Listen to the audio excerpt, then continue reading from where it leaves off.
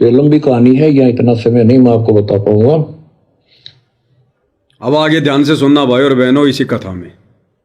तो ध्रुव परमात्मा से राज लेने के लिए माँ से पूछा ध्रुव ने, माँ उत्तम को राज किसने दिया? बेटा भगवान देता है, परमात्मा ने दिया, उसके भाग में लिख दिया, तेरे भाग में नहीं है। तो ध्रुव बोला मैं भगवान से राज लूंगा, यूं कहकर छोड़ कर चल पड़ा। अब ध्यान देना भाई और बहनों, ध्रुव छोटी उम्र में था और जब ऐसी घटना घटी तो ध्रुव ने आकर अपनी मां से पूछा कि मां ऐसे ऐसे पिताजी ने मुझे गोद से नीचे क्यों उतारा, मौसी ने मुझे पैर से ठोकर क्यों मारी। तो ध्रुव की माता जी ने कहा कि बेटा उनके पास में राज है, हमारे पास में राज्य नहीं है। तो ध्रुव ने कहा कि मां ये राज्य कैसे मिलता है, कौन देता है? तो देखो भाई और बहनों, यहां पर मां बाप की भूमिका होती है। ध्रुव की माता सुनीति ने कहा कि बेटा राज भगवान देता है। ये नहीं कहा कि बेटा लड़ाई झगड़ा करके राज मिलता है, छल कपट करके राज मिलता है, बड़े महाराजा को धोखे से मारकर फिर राजगद्दी प्राप्त की जाती है। ये नहीं बताया उसने, ये नहीं समझाया।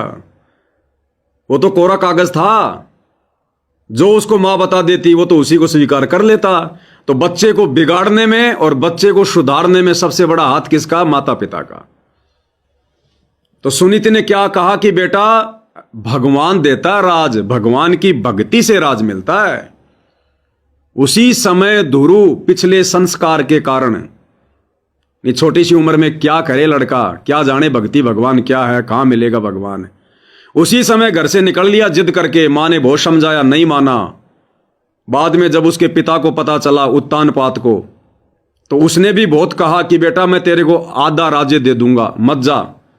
लेकिन उसने कहा कि नहीं, अब मैं भगवान से ही राज्य प्राप्त करूंगा, और चला गया और अंत में राज्य प्राप्त भी किया। परमात्मा अपनी वाणी में क्या कहते हैं?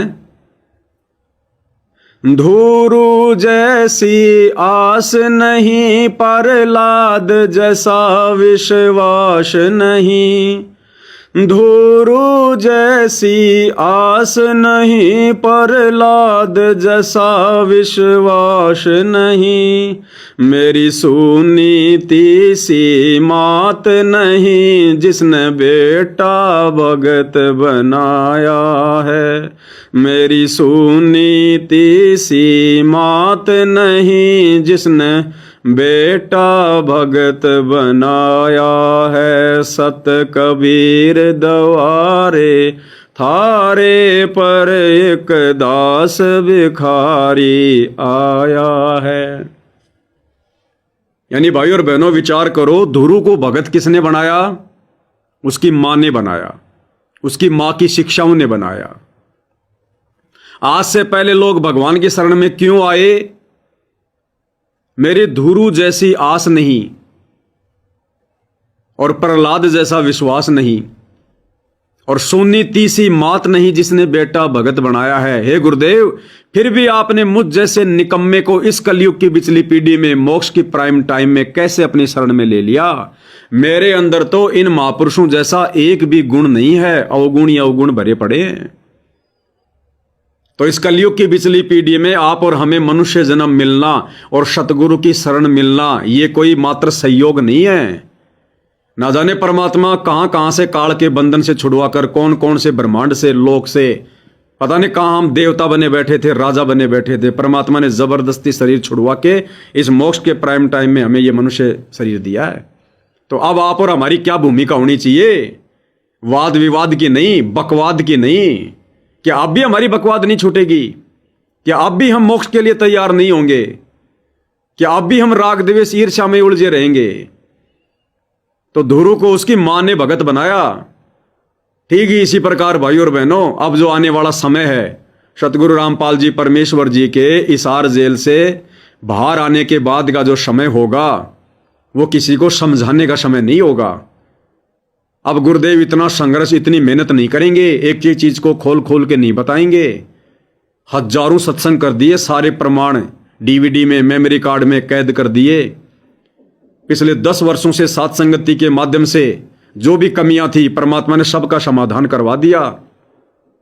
अब गुरुदेव भगवान यदि उनके सामने कोई लंबे लंबे बाल वाला आएगा तो पहले की तरह उसके बाल पकड़ के नहीं लाएंगे, उसको कुछ नहीं कहेंगे। भक्ति करनी है तो कर, बकवाद करनी है तो बकवाद कर। तो अब भाई और बहनों जिम्मेदारी बनती है आप और हमारी। तो अब हमने किसी भी प्रकार की गलती का मौका या कुछ भी कहने का मौका पूज्य गुरुदेव भगवान को नहीं देना है। और जिन भाई बहनों के बच्चे हैं, जैसे दास देखता है संगत में बहुत सारे जो छोटे बच्चे हैं वो पैंट पहनते हैं, टी शर्ट पहनते हैं। कौन? जो लड़कियां हैं, जो फीमेल हैं, 8-10 साल की बच्चियां, 10-15 साल की बेटियां, वो लड़कों की तरह पैंट पहनती हैं, लड़कों की तरह शर्ट पहनती हैं, टी शर्ट पहनती हैं। तो गुरुदेव भगवान ने एक सत्संग में स्पष्ट कर रखा है कि ये जो समाज की व्यवस्था जो परमात्मा ने जो बनवा रखी है, अगर इस व्यवस्था के अनुसार चलोगे तो ठीक रहेगा, नहीं तो यहां का भी सिस्टम बिगड़ जाता है। औरतों को औरतों के कपड़े पहनने चाहिए, लड़कों को लड़कों वाले कपड़े ही पहनने चाहिए, अन्यथा यहां की व्यवस्था बिगड़ जाएगी। मन में पता नहीं क्या क्या गंदे विचार उत्पन्न होंगे। अब मान लीजिए किसी लड़के ने लड़की वाले कपड़े पहन रखे हैं, सलवार सूट पहन रखी है और आधा किलोमीटर दूर खड़ा है। अब कोई निकम्मी आत्मा उसको देखकर दूर से ही मन में दोष पैदा कर लेगा। उसको अकेला देखकर लड़की खड़ी है, पता नहीं क्या क्या विचार आएंगे मन में। और पास में जाके देखा तो पता चला ये तो भूरा दास है। तो कर्म तो फोड़ लिए हमने, ये भी पता चल गया कि ये लड़का है, लेकिन इतनी देर से उसके बारे में सोच सोच के उस पहनावे के कारण हमने तो कर्म फोड़ लिए। अभी दास किसी सेवा के चलते हरियाणा गया हुआ था, एक भगत भाई के घर पर 2 दिन रुका, वहां साथ संगति हुई मालिक की दया से। आसपास के कुछ भाई बहन भी आए हुए थे। तो वहां एक बहन आई और बहन के साथ में 3 उसकी लड़कियां, 1 उसका लड़का। तो 2 लड़की बहन की जो है वो तकरीबन 10 साल से ऊपर हैं, 10 से 15 के बीच में होंगी। और उन्होंने लड़कों जैसे कपड़े पहन रखे थे। अच्छा, एक तो मेरी समझ में आ गई कि ये लड़की है, क्योंकि उसका नयन नक्श बहन बेटी की तरह था। और जो दूसरी थी, अब उसको देख के तो मैं भी कंफ्यूज हो गया। एक तो पहना हुआ लड़कों जैसा, और ऊपर से परमात्मा ने उसका चेहरा भी ऐसा बना रखा लड़के जैसा। हालांकि सुंदर चेहरा था, लेकिन वो लड़के जैसा था, बाल वाल भी ऐसे कटवा रखे थे। तो शुरू में तो मैंने उसको भगत भाई समझ के सत्साहिब किया। बाद में जब हम लोग अंदर बैठे परमात्मा की महिमा में, और जब किसी ने कहा कि अरे भावना, तो फिर दास को एकदम से झटका लगा कि ये भाई है या भावना है। तो मैंने कहा कि बहन जी लड़का है या लड़की है? बोले भाई ये मेरी बेटी है। तो मैं को बहन जी अगर शक्ल से पहचान में नहीं आ रहा तो कम से कम इसका पहना हुआ तो लड़कियों जैसा लाओ। फिर दास ने काफी समझाया मालिक के ज्ञान आधार से, उन्होंने बात को स्वीकार किया।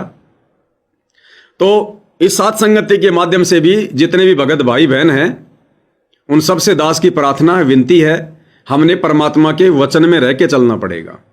जो व्यवस्था परमात्मा ने यहाँ जो बना रखी है लड़कों के लिए, लड़कियों के लिए, हमने उस व्यवस्था में रह के चलना पड़ेगा, वरना यहां पर भी अशांति फैल जाएगी।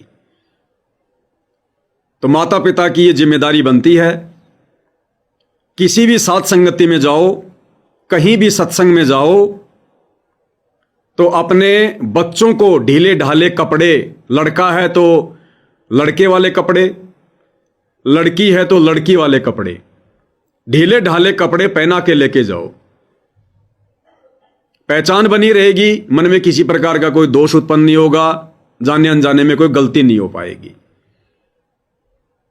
और कल को गुरुदेव भगवान आएंगे और उस समय यदि ये हरकत अगर दिखाई दी तो परमात्मा तो नाराज होंगे भाई, भले परमात्मा ना कहें कुछ भी, क्योंकि अब परमात्मा सिर में दर्द नहीं करेंगे, लेकिन परमात्मा देखकर दुखी तो होंगे ना कि देखो इतना ज्ञान देने के बाद भी इनको समझ में नहीं आ रही। तो भाई और बहनों, अब हमने थोड़ी सावधानी बरतनी है। हाँ, अपने घर पर चाहो तो जो बहन बेटियां हैं वो ढीले ढाले टी शर्ट वगैरह, लोअर वगैरह रात को सोते समय या अपने घर में अंदर रहते समय, अपने घर में चाहे ढीला ढाला लोअर पहन लो, ढीली ढाली टी शर्ट पहन लो, कोई दिक्कत नहीं है। लेकिन घर से बाहर यदि आप दूध लेने के लिए भी जाते हो, घर का जो कचरा है यदि वो बाहर डालने के लिए जाते हो, तो आप उस लोअर में नहीं जा सकते, टी शर्ट में नहीं जा सकते। आपने वही ढीले ढाले वस्त्र पहन के जाने पड़ेंगे। अगर आप बहन बेटी हैं तो आपने बहन बेटी वाले ढीले ढाले कपड़े पहनकर ही जाने पड़ेंगे। अगर हमने टाइट कपड़े पहन लिए, कोई पैंट पहन ली, कोई जींस पहन ली, कोई टी शर्ट पहन ली, तो शरीर के जो अंग हैं वो परमात्मा ने उसी हिसाब से बनाए हैं माता बहनों के, तो वो तो उभरे हुए दिखाई देंगे भाई। अगर पैंट पहनोगे, टी शर्ट पहनोगे तो शरीर के अंग तो उभरे हुए दिखाई देंगे। और जिन उभरे हुए अंगों को देखकर काल शतलोक में काल प्रेरित हो गया, तो यहां के जीवों की क्या औकात है। ये तो बिल्कुल कलयुग का बिल्कुल मेन दौर चल रहा है। विषय विकार लोगों के सिर पर बैठे हुए हैं। और उन भगत माता बहनों को इस प्रकार के कपड़ों में देखकर अगर किसी के मन में गंदे विचार उत्पन्न होते हैं तो दोषी कौन हुआ? उसके तो बेचारे के कर्म फूट गए, और वो माता बहन अपने गुरु के आदेश की पालना ना करने के चलते वो भी दोषी हो गई। तो भाई और बहनों, कोशिश करो आप अपने घर में, अपने घर के सदस्यों के बीच में अगर ये टी शर्ट्स वगैरह, लोअर वगैरह पहनना चाहो तो पहन सकते हो। और यदि आपके घर पर आपका कोई भगत भाई आ गया तो उस समय आप नहीं पहन सकते। केवल अपने माता पिता, भाई बहन, बेटा बेटी के बीच में आप वो कपड़े पहन सकते हो अपने घर में। आपके घर पर अगर आपका कोई भगत भाई आ गया तो वो कपड़े आपको अपने घर में भी अलाउ नहीं होंगे। फिर ध्यान रखना, क्योंकि पांचों विकार सबके अंदर है। तो इन बातों का हम भाई बहनों ने विशेष तौर पर ध्यान रखना है। जिस प्रकार ध्रुव की माता सुनीति ने उसको भगत बनाया अच्छे संस्कार देकर, इसी प्रकार आप और हमारी भी जिम्मेदारी बनती है अपने बच्चों को भगत बनाने की, संस्कार देने की। और यदि आज भी बच्चे आपकी बात नहीं मानेंगे तो बताओ फिर आगे चलकर क्या गारंटी है वो भक्ति करेंगे? जो अपने माता पिता की आज्ञा में नहीं रह रहे, वो अपने गुरु की आज्ञा में रह के कैसे भक्ति कर लेंगे? तो आगे से ध्यान रखो, किसी भी साथ संगति में जाओ, कहीं भी कोई आश्रम में जाओ, कहीं भी अपने किसी रिश्तेदारी में जाओ, घर से बाहर जाओ, ढीले ढाले कपड़े ही पहनकर जाने हैं हमने। इन बातों का विशेष तौर पर ध्यान रखना।